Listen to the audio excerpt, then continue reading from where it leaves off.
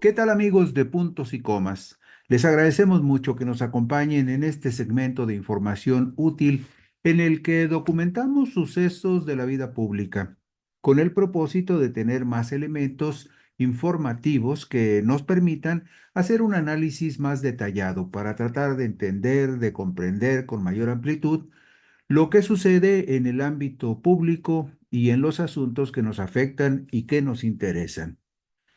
100 días de cambios profundos han marcado el inicio de la gestión de la presidenta Claudia Sheinbaum Pardo, que se reflejan en 35 reformas a 21 artículos de la Constitución Política de los Estados Unidos Mexicanos.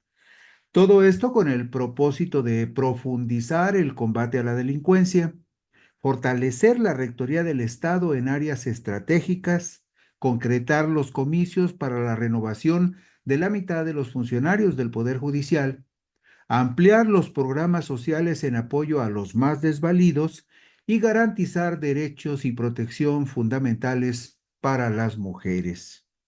Además, la presidenta Sheinbaum Pardo llegó a sus primeros 100 días de gobierno este miércoles 8 de enero del 2025 con una aprobación del 77%, según la consultora Buendía y Márquez, con el 80% de respaldo en el balance que hace la consultora de las Heras de Motecnia y con un marcado optimismo del 87% que espera que el año 2025 sea un año muy bueno para los mexicanos.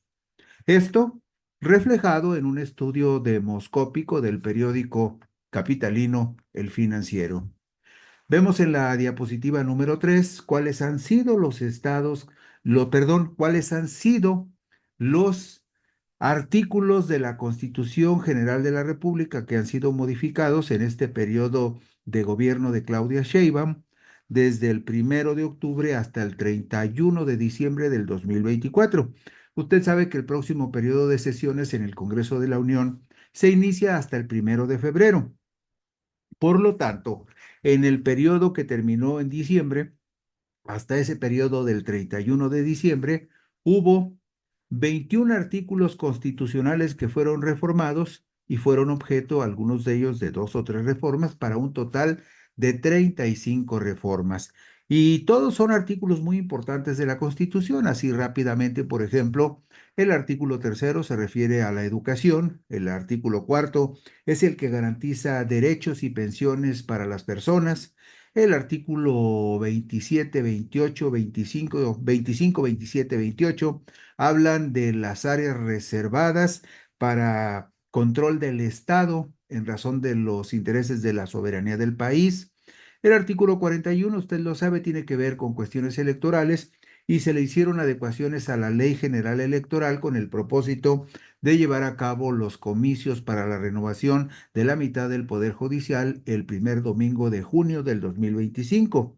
También hubo otras reformas importantes que se hicieron al artículo 123 de la Constitución, que tiene que ver con las cuestiones del trabajo, y así sucesivamente se hicieron modificaciones importantes como al artículo 19, en el que se establecen cuáles son los derechos que tendrían prisión preventiva oficiosa, y en el artículo 21, muy importante el 21, porque se establece la supremacía de la Secretaría de Seguridad, encabezada por un civil, para la coordinación de todas las estrategias en materia de seguridad pública.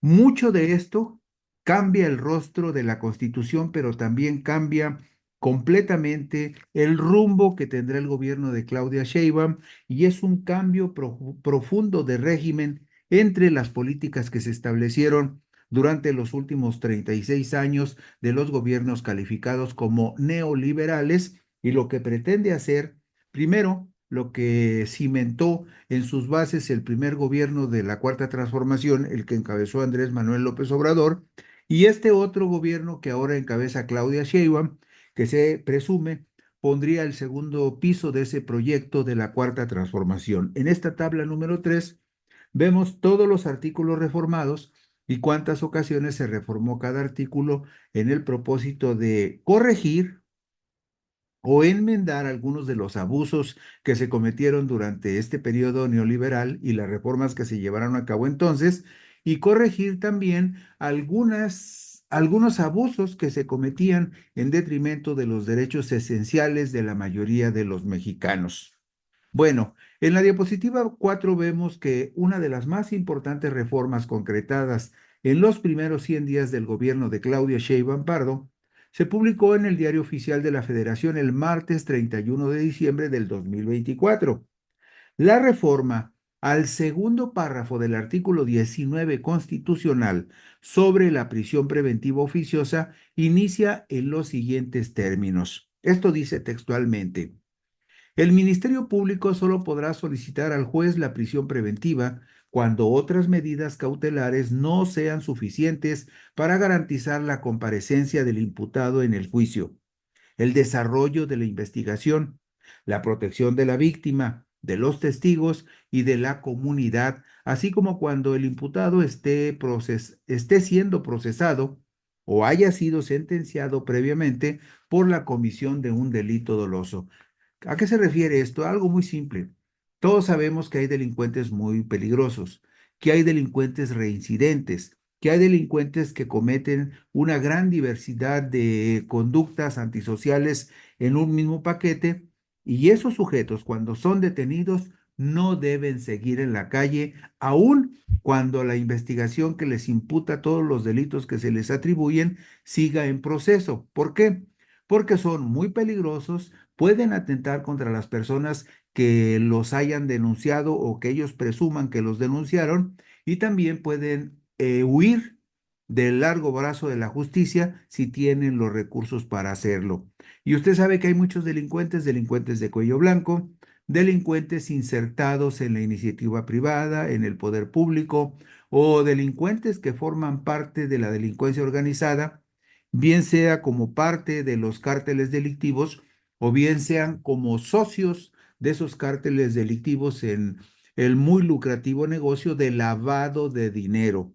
Usted sabe que en este país hay muchos empresarios que se presumen gente honorable y decente que se dedican a lavar dinero de los cárteles criminales que trafican con droga. Bueno, pues la idea de esta prisión preventiva oficiosa es que esos sujetos, cuando caigan en manos de la autoridad, cuando alguna fiscalía o procuraduría les eche el guante, no evadan a la justicia con algún amparo o en el supuesto de que pueden seguir libres su proceso cuando son muy peligrosos o muy escurridizos, y por lo tanto deben de estar retenidos en ese proceso que el juez decide la iniciación del proceso, o en ese lapso en el que la autoridad del Ministerio Público consolida algunos elementos adicionales para que el juez tenga elementos para sancionar a delincuentes reincidentes,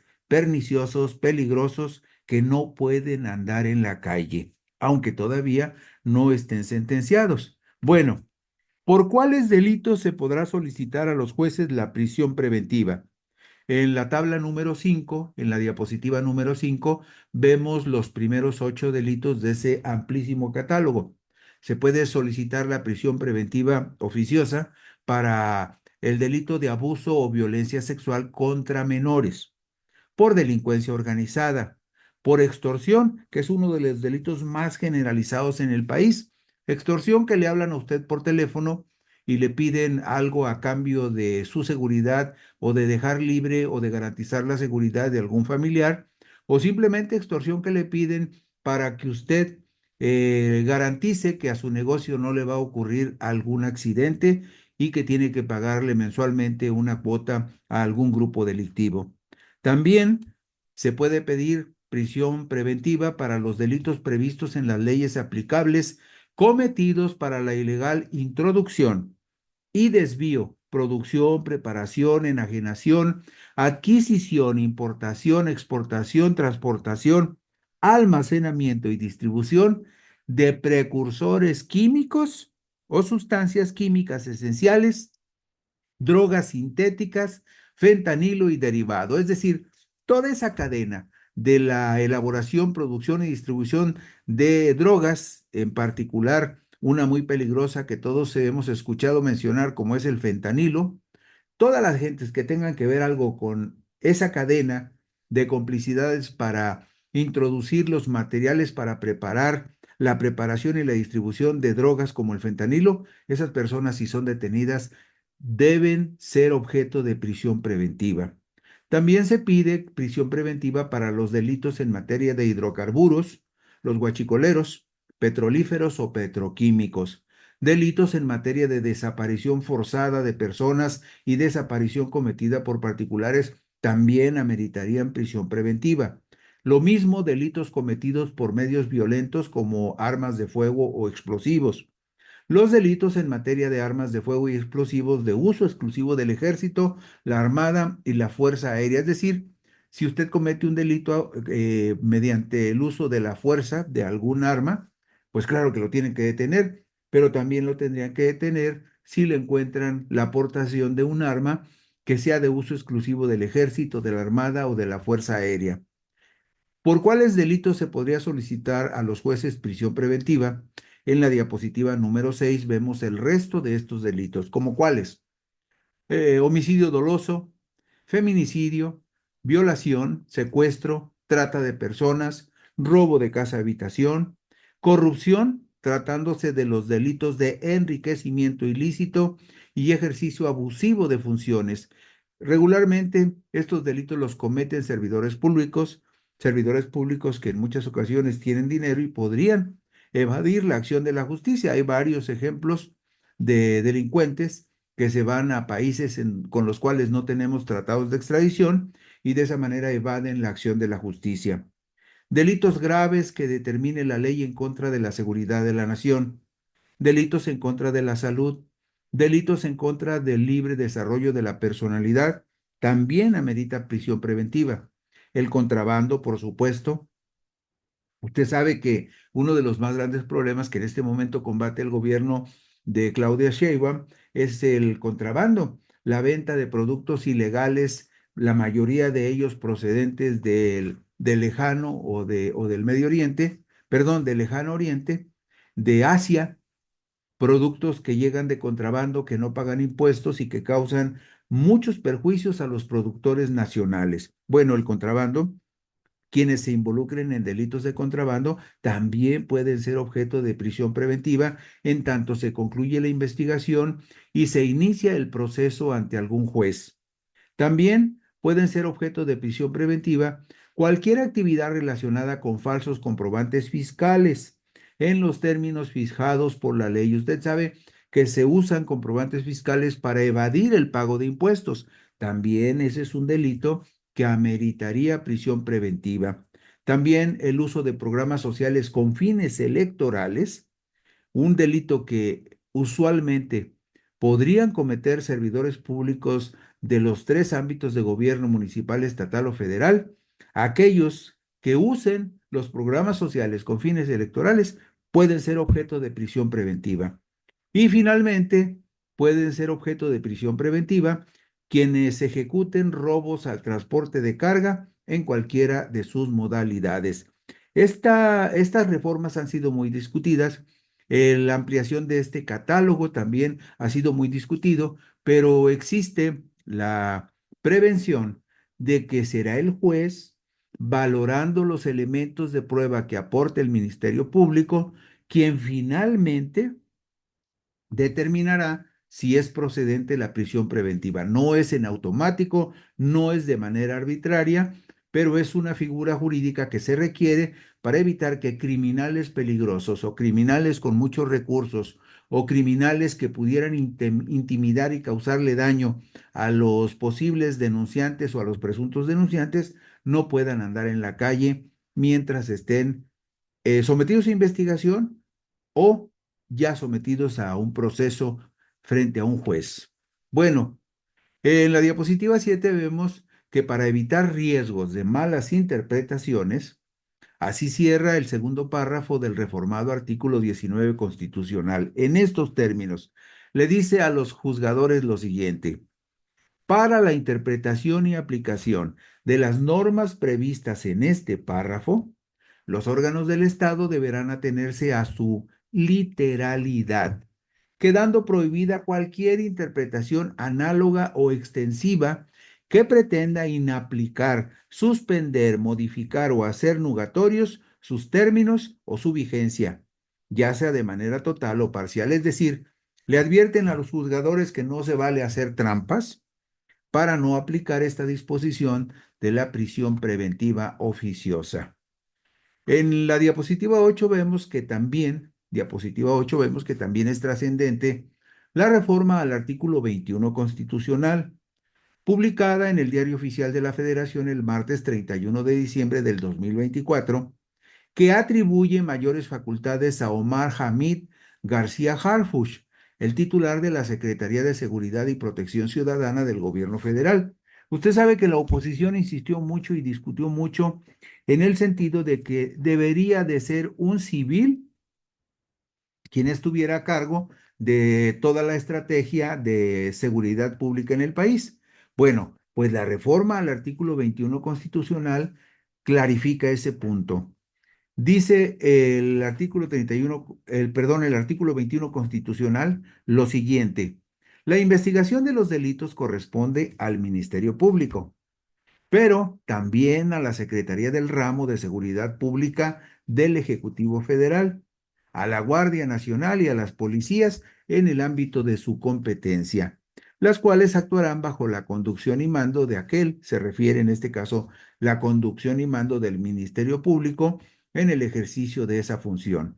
Pero indudablemente que esta ampliación de facultades a las policías, a la policía preventiva, a la Guardia Nacional y a las policías preventivas, va a contribuir a fortalecer la investigación y el seguimiento de las actividades delictivas de algunos grupos muy peligrosos.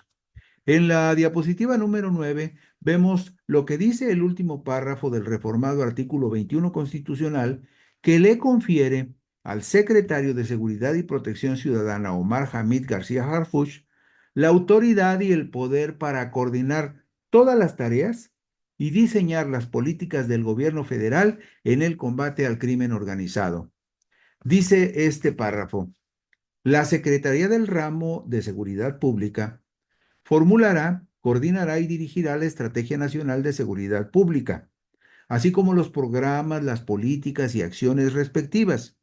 Auxiliará a la persona titular de la Presidencia de la República en el ejercicio de las funciones en materia de seguridad nacional. Es decir, la Constitución faculta en este caso a Omar García para que sea el asesor directo de la Presidenta de la República en esta materia. Le corresponderá también la coordinación del Sistema Nacional de Inteligencia en materia de seguridad pública y podrá coordinar las acciones de colaboración de los tres órdenes de gobierno a través de las instituciones de seguridad pública, los cuales además deberán de proporcionar la información de que dispongan o que recaben en la materia. Podrá solicitar información a las instituciones y dependencias del Estado para la identificación y esclarecimiento de los hechos presuntamente constitutivos de delito. Es decir, el secretario de Seguridad y Protección Ciudadana, Hamid García Harfuch, tendrá contacto directo con la Presidenta de la República porque será su consejero principal y además tiene, porque así lo establece la Constitución, facultades para coordinar las tareas de seguridad pública con todos los gobernadores y también con todos los alcaldes de la República. Es decir, el secretario de Seguridad, García Harfuch, es la máxima autoridad coordinadora en materia de seguridad pública en México.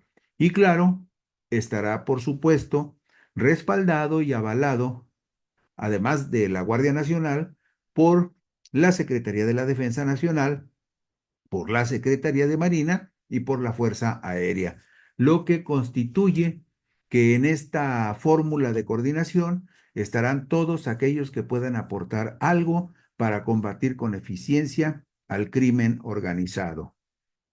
El pasado viernes 15 de noviembre del 2024, Se publicaron en el Diario Oficial de la Federación reformas al artículo cuarto constitucional orientadas a fortalecer los derechos de las mujeres y poner freno a la violencia que cotidianamente les afecta. La reforma advierte lo siguiente: la mujer y el hombre son iguales ante la ley. La ley, protegerá la organización y el desarrollo de las familias. El Estado garantizará el goce y ejercicio del derecho a la igualdad sustantiva de las mujeres. Toda persona tiene derecho a vivir una vida libre de violencia. El Estado tiene deberes reforzados de protección con las mujeres, adolescentes, niñas y niños. Ese mismo día se publicó la reforma al artículo 41 constitucional que precisa y promueve la igualdad. Los nombramientos de las personas titulares en la administración pública del Poder Ejecutivo Federal y sus equivalentes en las entidades federativas y municipios deberán observar el principio de paridad de género. Además, se modificaron también algunos párrafos del artículo 116 constitucional para obligar a los gobiernos estatales a proteger mejor a las mujeres. Dice textualmente lo siguiente: para proteger el derecho de las mujeres a una vida libre de violencia, las instituciones de procuración de justicia deberán contar con fiscalías especializadas de investigación de delitos relacionados con las violaciones de género contra las mujeres. Usted sabe, porque aquí lo hemos dicho, que uno de los problemas más graves que tenemos es la violencia en el seno de la familia.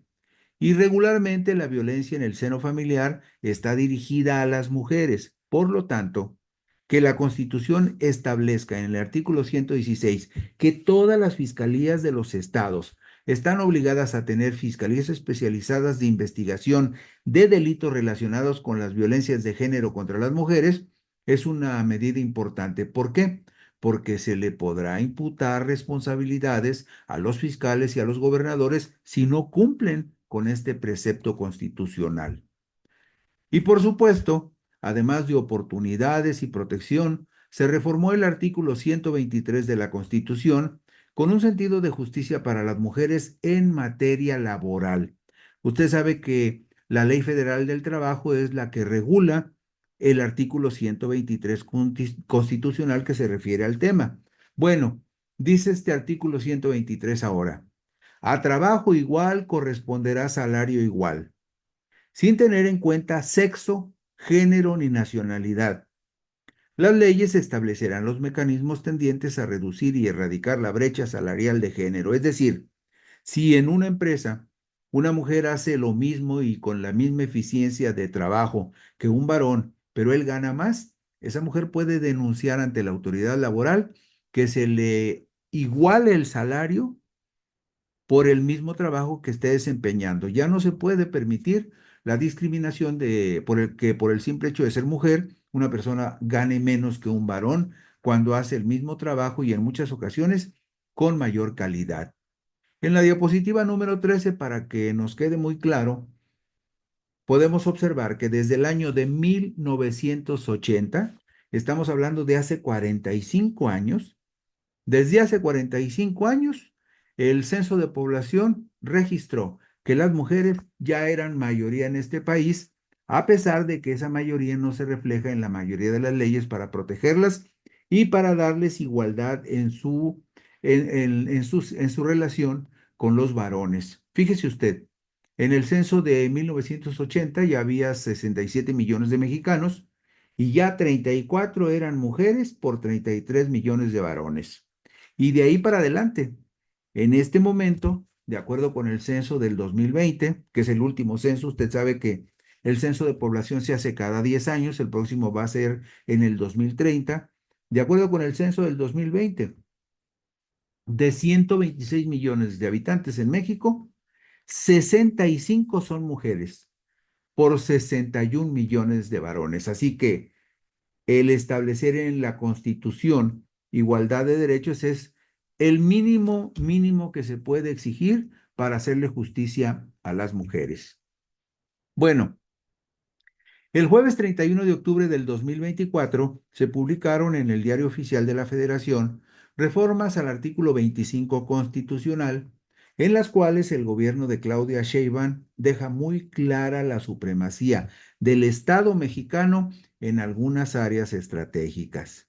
Dice esta reforma: el sector público tendrá a su cargo de manera exclusiva las áreas estratégicas, manteniendo siempre el gobierno federal la propiedad y el control sobre los organismos y empresas públicas del Estado, tratándose de la planeación y el control del sistema eléctrico nacional y del servicio público de transmisión y distribución de energía eléctrica, así como de la exploración y extracción de petróleo y demás hidrocarburos. La nación se reserva la exclusividad sobre estas actividades. Importantísima esta reforma del artículo 25 constitucional. ¿Por qué? Pues porque termina con los apetitos de algunos políticos corruptos y empresarios ambiciosos que pretenderían socavar el papel de la Comisión Federal de Electricidad y de Pemex como empresas del Estado que regulan esas actividades sobre bienes que son propiedad del pueblo de México. En las reformas constitucionales publicadas en el Diario Oficial de la Federación del miércoles 30 de octubre del 2024, se recupera la supremacía del Estado en áreas fundamentales y se establece en el artículo 28 de la Carta Magna lo siguiente: artículo 28.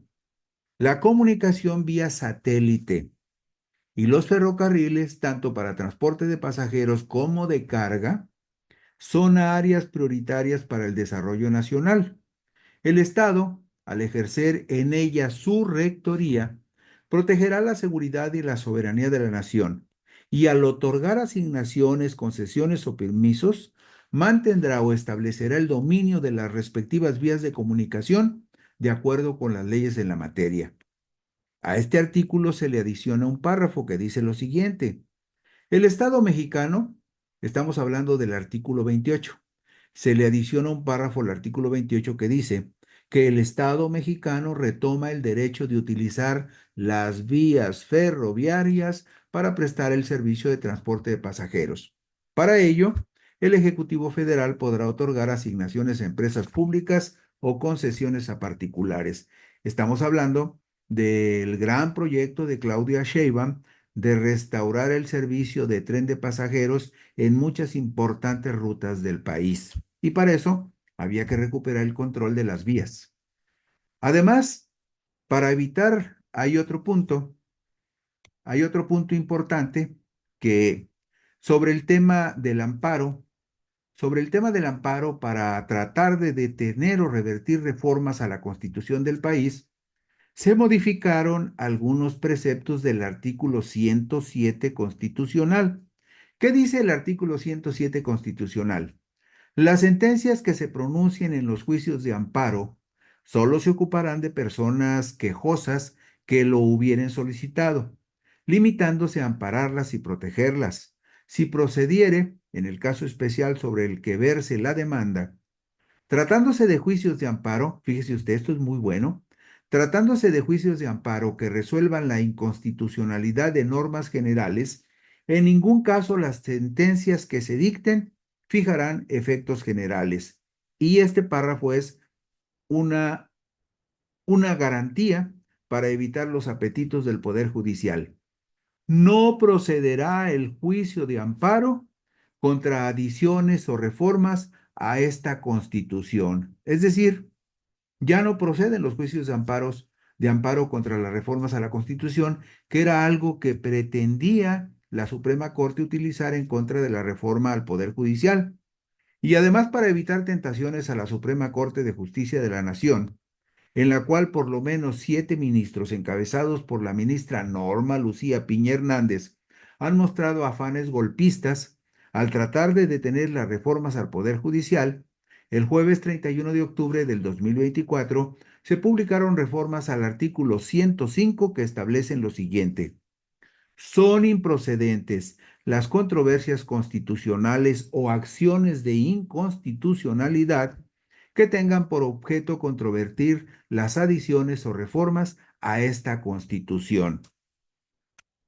Bueno, y para concluir, habremos de ver que hay 3 encuestas publicadas por las consultoras Mendoza y Márquez de Las Heras y el periódico El Financiero, que reflejan la alta aprobación con la que la presidenta llega a sus primeros 100 días de gobierno. Y también reflejan el optimismo de la gente con respecto a la buena marcha de la actual administración. Vemos en la diapositiva número 19 el resumen de la encuesta de Buendía y Márquez a 100 personas en todo el país, una encuesta en domicilio. ¿Usted aprueba o desaprueba el trabajo que está haciendo Claudia Sheinbaum como presidenta de la República? Y vea usted en la parte izquierda que entre quienes aprueban mucho y algo representan el 77%. Y en esta misma diapositiva 19 a la derecha vemos la respuesta a la siguiente pregunta. Desde que Claudia Sheinbaum es presidenta del país, ¿el país está mejor, peor o igual que antes? El 65% contestó que el país está mejor o igual que antes y solamente el 29% considera que está igual de mal o peor. Es decir, hay un optimismo positivo de la gente con respecto a la situación en la que se encuentra México. En la diapositiva 20 vemos un resumen de la encuesta de las Heras de Motecnia, encuesta en hogares cara a cara a 1,000 personas en todo el país. Pero aquí la pregunta es muy concreta. Por lo que ha visto en estos primeros 100 días de gobierno, ¿usted aprueba o desaprueba el trabajo de la presidenta Claudia Sheinbaum? Y vea nada más este porcentaje. 80% dice que aprueba el trabajo de la presidenta Claudia Sheinbaum. Y luego finalmente en la diapositiva 21 vemos dos gráficas de una encuesta que publicó el periódico El Financiero el jueves 2 de enero. En esta primera gráfica le preguntan a la gente, ¿cómo espera que sea el próximo año? Se refieren al año 2025. El 87% dice que espera que el 2025 sea muy bueno. Y cuando le preguntan a la gente, ¿cree usted que el próximo año la economía del país va a mejorar? 66% dice que sí, que considera que la economía va a mejorar. Esta fue una encuesta telefónica del Financiero a 800 personas. Finalmente le decimos que este domingo 12 de enero del 2025, a las 10 de la mañana, Claudia Sheinbaum Pardo ofrecerá en el Zócalo de la Ciudad de México un informe sobre los primeros 100 días de su gobierno. Y con esto terminamos hoy puntos y comas. Muchas gracias por la gentileza de su atención e interés. Descansen y por aquí nos encontramos el próximo lunes.